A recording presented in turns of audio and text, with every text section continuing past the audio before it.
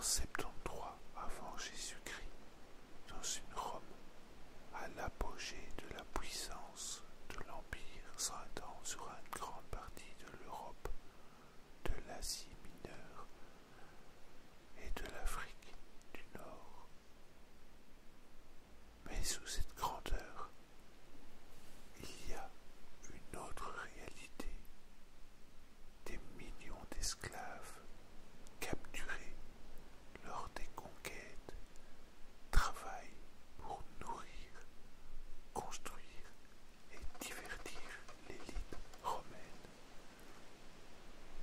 Parmi eux, des gladiateurs, des hommes réduits à combattre dans les arènes pour le plaisir du public et souvent jusqu'à la mort.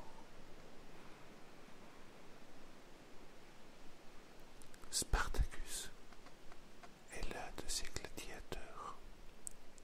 Il est né libre en Thrace, actuellement en Bulgarie. Mais il a été capturé par les Romains et vendu comme esclave. Sa force, sa bravoure et son habileté au combat font de lui un gladiateur redouté. Il est entraîné dans une école à Capo, une ville au sud de Rome, où il se prépare à combattre dans les arènes pour divertir la foule romaine.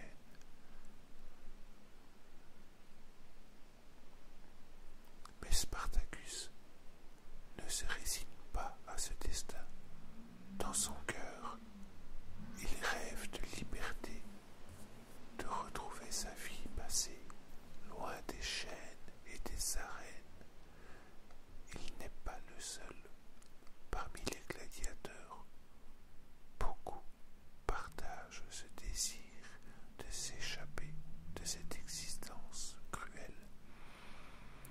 Alors, un jour, l'étincelle de la révolte s'allume. Imagine cette scène. Une nuit d'été en 73 avant Jésus-Christ.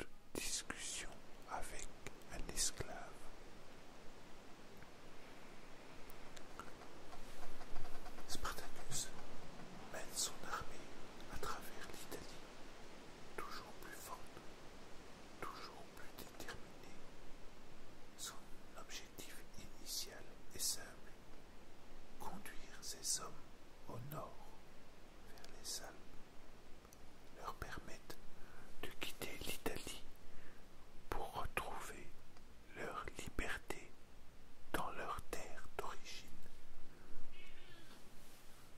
Mais pour une raison encore floue, l'armée rebrousse chemin. Certains disent que ces hommes, grisés par leur victoire, voulaient rester en Italie pour continuer à piller. D'autres pensent que Spartacus cherchait une autre issue, un coup décisif contre Rome elle-même.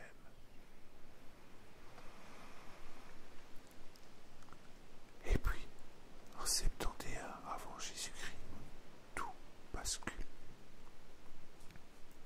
Rome, humiliée par cette rébellion qui dure depuis 2 ans, décide d'envoyer ses meilleurs généraux pour mater l'insurrection.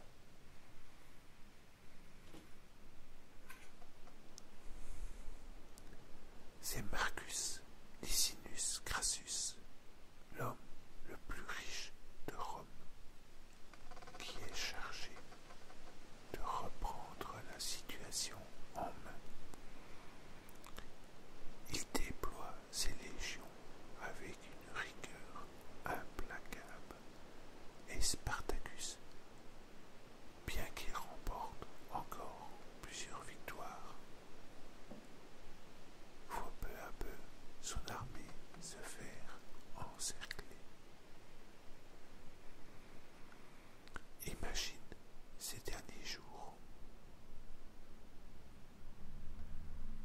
Spartacus et ses hommes sont retranchés dans le sud de l'Italie, près de la région de la Calabre. Crassus coupe toutes les routes de fuite. Il les piège. Spartacus sait que l'issue est proche, mais il refuse de se rendre. Il rassemble ses hommes, leur parle une dernière fois, les encourage à se battre pour leur liberté, même si l'ennemi est trop puissant. La bataille finale a lieu sur les plaines de la rivière Silarus. Les légions de Crassus écrasent les forces de Spartacus. Le gladiateur, selon les récits, se bat vaillamment jusqu'à la fin, tuant de nombreux soldats romains avant d'être abattu.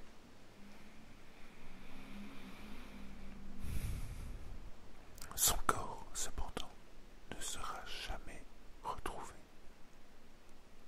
Certains disent qu'il est tombé au combat, d'autres qu'il a disparu, emporté par ses compagnons dans une ultime tentative de fuite.